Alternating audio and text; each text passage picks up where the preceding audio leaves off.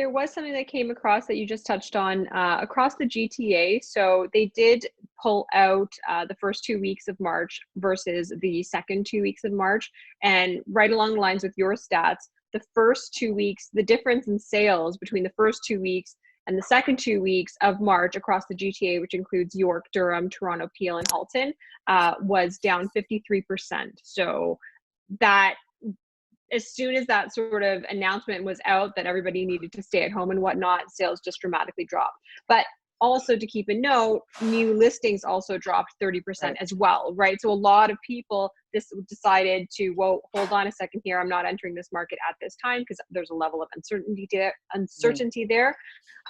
So that definitely has seen an effect. Now, unfortunately, Trev, or at least I couldn't find where Trev had broken it down for in that same capacity for Markham and York region. So I've just got the stats for March as a whole. So even with that dip, that we know that obviously happened across all regions. Even with that dip, when we look at Markham sales were 356 versus 300 March 2019, which is actually up 14%.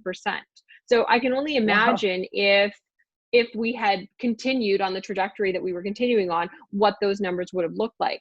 Stouffville was a little bit different. Stouffville, there were 45 sales in 2020 versus 55. So that was actually a decline. So we were down 3.8% in Stouffville.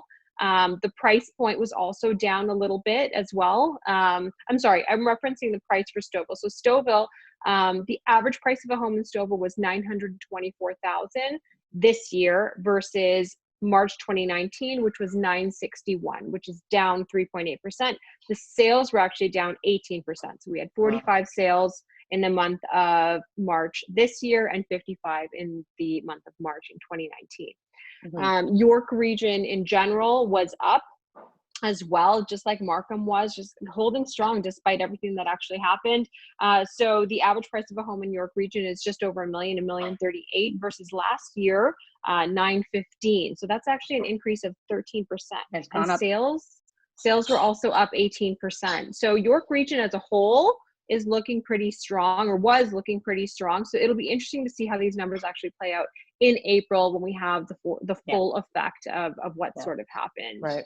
And similar stories across Uxbridge and Pickering as well in Durham region out there.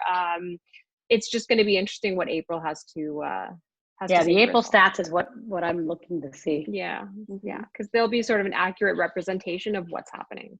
Mm-hmm. I think one thing that's important to remember too, that Jennifer and I have talked about a few times, is even if we do see a dip and people are panicking about their investments and the appreciation and where they're at real estate wise, in the grand scheme of things, if you're holding your real estate for 10, 15 years, it's going to be a steady increase either way, if we do have these little dips. So as people panic, it's important to remember long term as opposed to next 6 months. That's right. And it's like even that, that's like a rule of thumb for the stock market right now, right? Sure.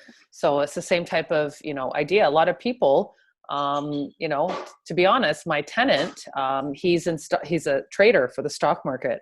So I was talking to him on the weekend. He's like, I've never been busier. I'm like, really? Because again, and it's that word, that opportunity word, where he's like, people are taking that extra income or that investment that they had, and investing it now into, safer stocks, and thinking about that, like you said, Kelly, for, in the future, and let that appreciate. And again, if we think about, what did I buy my house for, 15 years ago? Like, have prices dropped by 50, 60, 70%? No, but my house has gone up 70%.